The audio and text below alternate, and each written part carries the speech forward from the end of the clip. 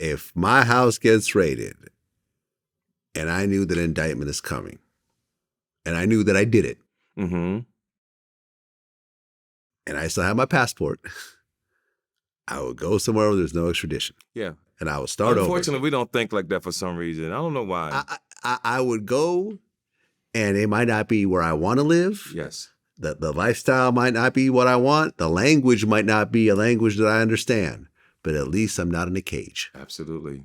And there's women around, especially instead 60. of men. Yeah, especially 60-something years old. 60-something years old, because 10 years is a life sentence. 2 weeks. Potentially. 2 weeks is a life sentence. I mean, But I want you to do me a favor, Vlad. Yes, sir. I thought about this, and you can't say no. Okay, here we go. When people come up here to share their life, I would like for you to say to them, listen,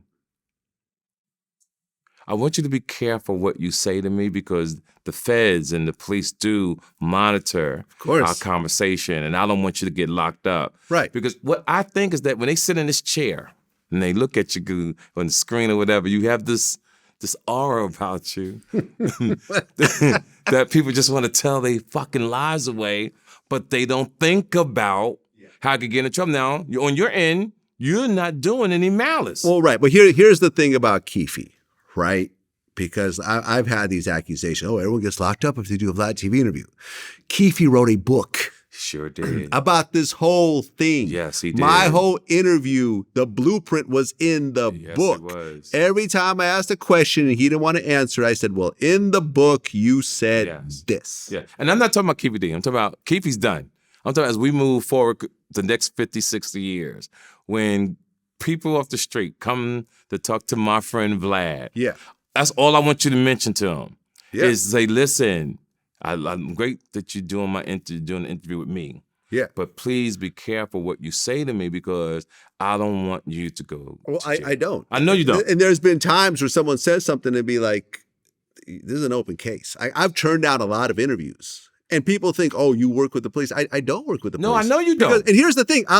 Let me play you something because I just got a phone call today that I didn't answer. Because I've mentioned this. Vegas police have been calling me up. I saw it in the interview. All the time, trying to get me to cooperate, hand over all my raw footage and everything else like this. So just today, I'm going to play this so people can hear it. Okay. Good afternoon, Mr. Vlad. This is Alfred Investigator from District Attorney's Office. I left you numerous messages in regards to, receiving a video for an interview that you've done in the past with Keefe D, and I've not heard from you. Please give me a call back at 702.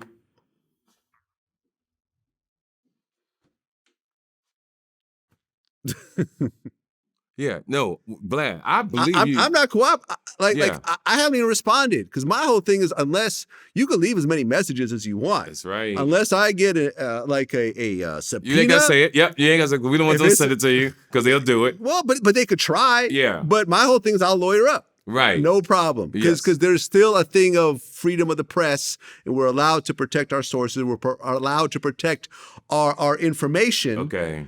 You know what I'm saying? From this type of invasive behavior. Because my whole thing is like, listen, it's not about Keefe D or Tupac or anything else like that. I was a big Tupac fan. Yes. Like I started making Tupac, like I was known for making Tupac mixtapes. That's how I got into hip hop. Okay. I have a Mixtape of the Year award when you walk by here. Wow, okay. Yeah, I went from making Tupac mixtapes to helping solve the murder. Right. But my whole thing is that if you sit down with me at my platform, I will not turn around and then try to put you in jail. Right. After the fact. Yeah. I will try to protect you to the best of my ability. Now, once everything's been publicly released, I can't help that. Right. But that's what I'm saying. But I'm not going to hand over the raw footage. I'm not going to tell the police, hey, I just got this interview. Y'all should check it out before I put it out. No. None of that weird shit. I'm going to make sure that I'm clear. That's not what I'm talking about. I just want you to verbally tell them. Verbally tell people. Yeah, while they doing the interview, be conscious of what you about to say to me, because it's not worth likes, views, to even if you could beat the case, even if you go the way, it's not worth it. That's all. And since we're friends, I would like for you to do that for me. Absolutely, man. No problem. Yeah. No problem. Yeah, that's all.